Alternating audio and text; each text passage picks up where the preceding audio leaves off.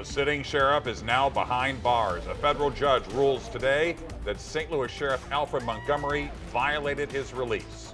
Prosecutors say Montgomery used a secret burner phone to contact witnesses in his own criminal case. Thanks for joining us. I'm Mike Bush. I'm Ann Allred. City leaders are calling for Alfred Montgomery to resign. Attorney General Catherine Hanaway says it's impossible to do your job from behind bars. Our political editor, Mark Maxwell, is live outside the federal courthouse where U.S. Marshals took the sheriff into custody.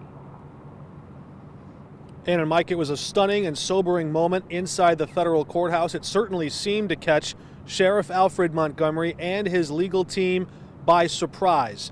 His defense attorneys argued before the judge, trying to negotiate some way that maybe the sheriff could stay on the job, even under house arrest, without having to report to jail. One idea they offered was to potentially take away the sheriff's power to hire and fire deputies and make any employment decisions in that office, trying to shield witnesses from his retaliation. The judge said he was leaning in that direction at first, but then the prosecutors called the pretrial services officer up to the witness stand. She's the court-appointed law enforcement officer who monitors defendants while they're out on bond. She described several inconsistencies in Sheriff Montgomery's interactions with her and said that she saw evidence from prosecutors that Montgomery had used that burner phone to threaten violence against deputies in his office, including wanting to knock one out with one punch. The judge said he just can't allow the sheriff to continue having direct access to deputies, saying, quote, "After I released him on bond, he went out and got another phone and started contacting all these people." Montgomery's lawyers argued they still should have been allowed to call witnesses of their own to demonstrate what they believe is the sheriff's, quote, "actual innocence."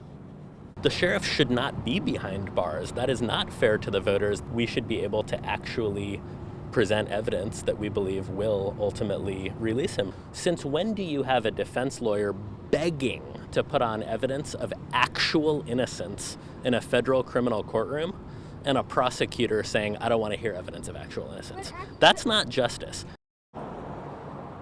Of course, the sheriff will still have his day in court and that full trial where his lawyers can bring evidence and call witnesses to the stand. He still may ultimately be found not guilty at the end of all this. That's still a possibility. But here, the prosecution wins its biggest round yet in its ongoing case against Sheriff Alfred Montgomery. So, Mark, he's sitting in jail because of the federal trial. And how is that going to affect his ongoing fight to keep his badge in state court? Yeah, that's one of the big questions to watch here. There's this back and forth sort of two-track legal battle here. We're waiting to see when the Attorney General might file a new motion in the state court, the quo warranto push to expel him.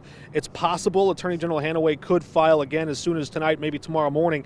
Just last week, though, Judge Omer, the judge presiding over that state-level case, insisted on vetting any evidence and going to trial before prejudging the outcome of this federal case there. So it's possible they could wait for that trial in state court at the end of this month. Montgomery's lawyers did say in court that jailing him, quote, could have the effect of removing a democratically elected official. We also know that Mayor Cara Spencer and Board President Megan Green are calling for Montgomery to resign now. They're already moving in the direction of starting to schedule and hold public hearings so that voters can have some input, if not in a special election, at least in feedback for the elected officials who would appoint any interim sheriff. Live downtown, Mark Maxwell, 5 on your side.